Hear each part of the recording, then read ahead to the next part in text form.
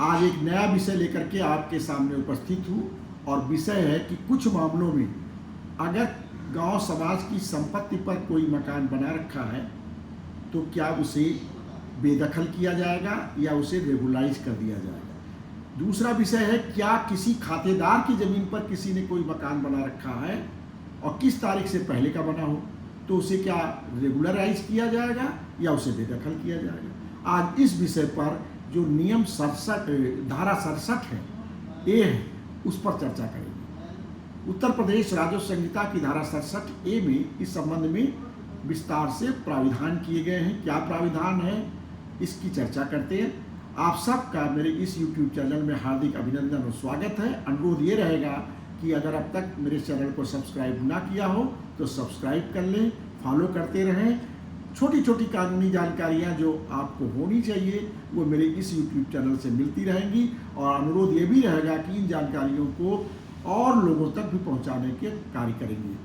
साथियों, धारा 67 ए के अंतर्गत जो नियम बने हैं, नियम 68 में ये कहा गया है कि अगर 64 के अंतर्गत धारा 64 के अंतर्गत जो वरीयता क्रम आबादी स्थल आवंटन के लिए निर्धारित है उसके अंतर्गत अगर कोई व्यक्ति आता है, उस वरीयता में कोई व्यक्ति आता है, साथ ही साथ उस जमीन पर उसने कब्जा कर मकान बनाया हो जो जमीन धारा 63 के अंतर्गत आबादी स्थल आवंटन के लिए चिन्हित की गई हो और उपलब्ध हो।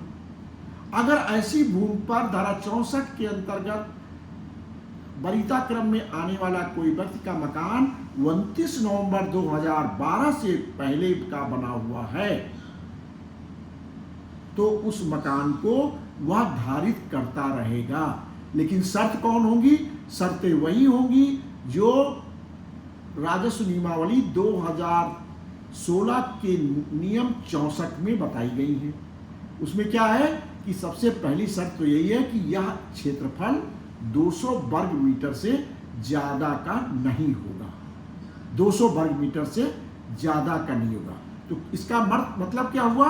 अगर किसी व्यक्ति ने जो धारा 64 के अंतर्गत वरीयता क्रम निर्धारित है आवास स्थल आवंटन के उसमें आता है और धारा 63 के अंतर्गत निर्धारित और चिन्हित आबादी स्थल की भूमि पर किसी ने 29 नवंबर 2012 से पहले मकान बना लिया है तो वह उसी प्रकार धारित करता रहेगा और उसे बेदखल नहीं किया जाएगा। उस पर बेदखली की कार्रवाई नहीं होगी और इस पर अगर उसकी डेथ हो जाती है तो उसके उत्तराधिकारियों को वह संपत्ति मिल जाएगी। उससे कोई लगान नहीं वसूला जाएगा, कोई क्षतिपूर्ति नहीं वसूली जाएगी, बशर्ते यह जमीन 200 वर्ग मीटर।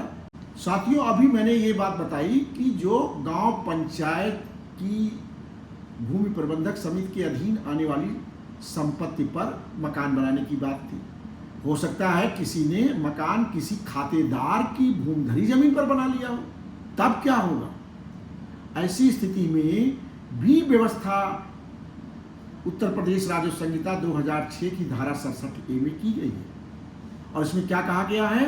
नियमों में क्या कहा गया? इसके संबंध में बने हैं नियम 68 और इसमें क्या कहा गया कि धारा 64 के अंतर्गत जो वरीयता क्रम निर्धारित है जिनको भूमि आवास स्थल के लिए आवंटित की जा सकती है उसमें आने वाला कोई व्यक्ति अगर किसी भूमिधर की जमीन पर, लेकिन वो भूमिधर की जमीन पट्टे की भूमि ना हो, साथ साथ ये भी शर्त है पट्टे की भूमि ना हो, उसकी भूमि पर अगर कोई निर्माण कर लिया है और उसका वह भवन मकान 29 नवंबर सन 2000 को बना हुआ है, 29 नवंबर सन 2000 को मौके पर मकान बना हुआ था, मौजूद था, तो ऐसे व्यक्ति को भी बेदखल नहीं किया जाएगा और उसके माना जाएगा कि उसको ये